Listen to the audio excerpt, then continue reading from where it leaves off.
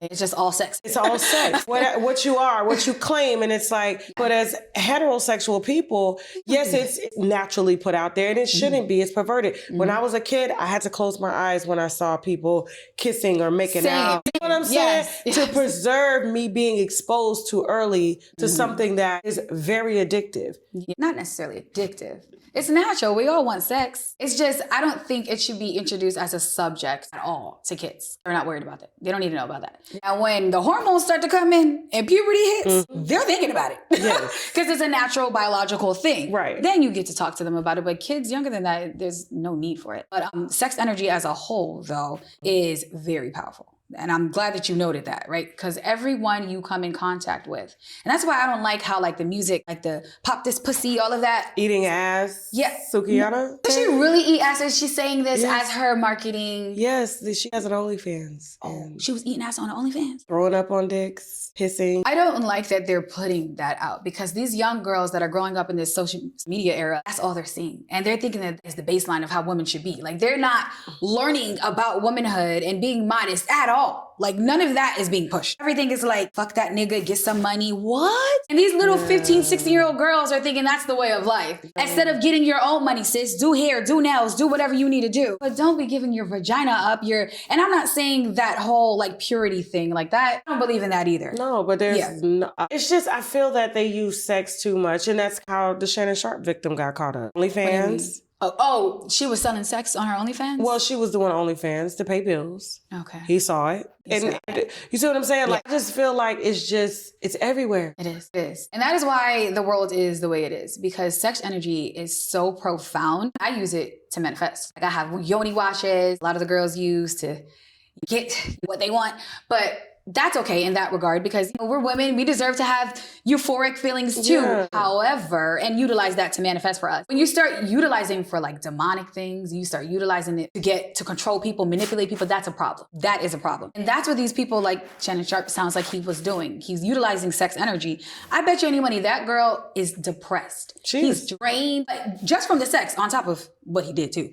But just from the sexual aspect, the energy part, he has drained her energy. Whatever her desires were, her goals were, she doesn't have that anymore. She doesn't have it anymore. He drained her of all of that. He knew that. Guys know that. That's why a lot of times when you get with a guy, you were doing great. You had your car, your house, your dream life, and you get with a certain guy. You don't have that anymore. Now you're broke, you're in debt, but he doing good because he drained that energy and he used it for himself. Men do sex magic all the time. I'm not saying women don't do. Women do it too. But men are just better at it. They know how to manipulate good. So they know how to manipulate that energy. If you don't know how to conjure, you're probably going to utilize sex magic. They know that their semen is powerful. The semen has to come out of them to come into us. It starts with them. I use semen too. I use my husband's semen all the time, get what I want. Yes, it is very powerful. Yes. At the end of the day, the womb creates the life, but it has to come. Use your husband's semen to get what you want. I'm not telling you.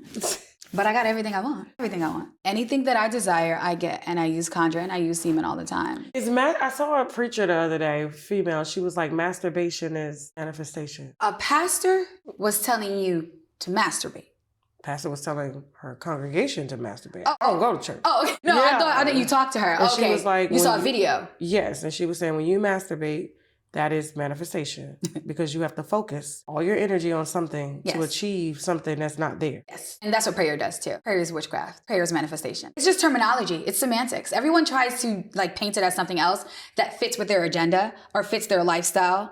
It doesn't sound demonic, so let's just call it prayer. And it's the same thing. When you're praying for something, you want an end result, and you're praying to an entity for the end result. This is literally what we do. It's the same exact thing. Call it something else. So yes, I understand what she means by that, but just call it witchcraft, babe. That's what it is. Another question. Hey, it's just so much how you got my brain going because I'm like, okay, I see how that makes sense. That makes sense. Please don't try to set home people, okay? Because Lord knows I just had a guy come through yesterday. You can introduce the wrong things. And he lost his mom with all the internet Googling stuff and trying to... I tell people this. I am so happy you're talking about this. I tell people this all the time. Go on Google, baby. Go ahead and see how that ends up for you. And his mom died. His mom died. You don't Google it. What I do will never be found on Google or in a book. You cannot get this in a book. You cannot go to the library. You cannot go anywhere. This is bloodline. This was passed down to me. You can't replicate this. You can't replicate my energy. That's why my results are my results. That's how they say, like, your calling is for you and nobody else. People say Yeah. that same thing. This is my calling. You're not gonna get these results. I just figured out something the other day. I was debating whether or not, because you have access to certain things, Yes. whether I was going to get my uterus removed because I'm not having any more children. No, keep your uterus, babe. But here's God the- put it there for a reason. Well, here's the thing. Okay. I didn't want any more periods. Oh. And so here's the thing. Let me tell you. Uh huh. But I noticed, give me a second, when my period comes or before it comes, there's this burst of passion, creativity. Yes. And people will say, oh, you get really horny. And I'm like, you get really horny. You want to mate. And they say, oh, that's used to make a baby. And I'm like, Not yeah. necessarily.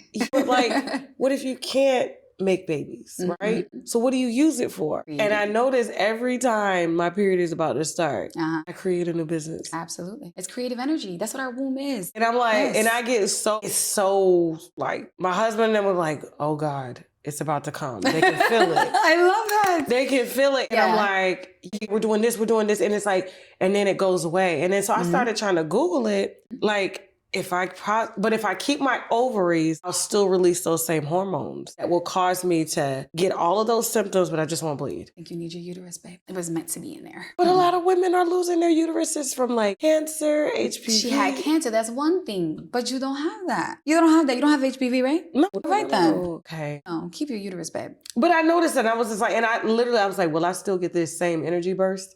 You don't know that. You don't know that. You don't. And since you know how this does it for you right now, you take that out and that depletes, you're gonna have a problem, babe. Go mess with your monies. Hard no. So that's crazy. And it's like, I didn't have nobody to talk to about it. I was just like, I think I just discovered like why like how it is that it comes every month. And you're not alone. Some people will watch this but like, me too. It's all energy. That's why I try to tell my girls this all the time. it's sex energy. It's sex energy, yes. It's creative energy because it's in the sacral chakra. And this is all creative energy. That's what if you reduce your womb, you no longer have it, you might not have that energy. Where is it gonna go? Where is it gonna sit?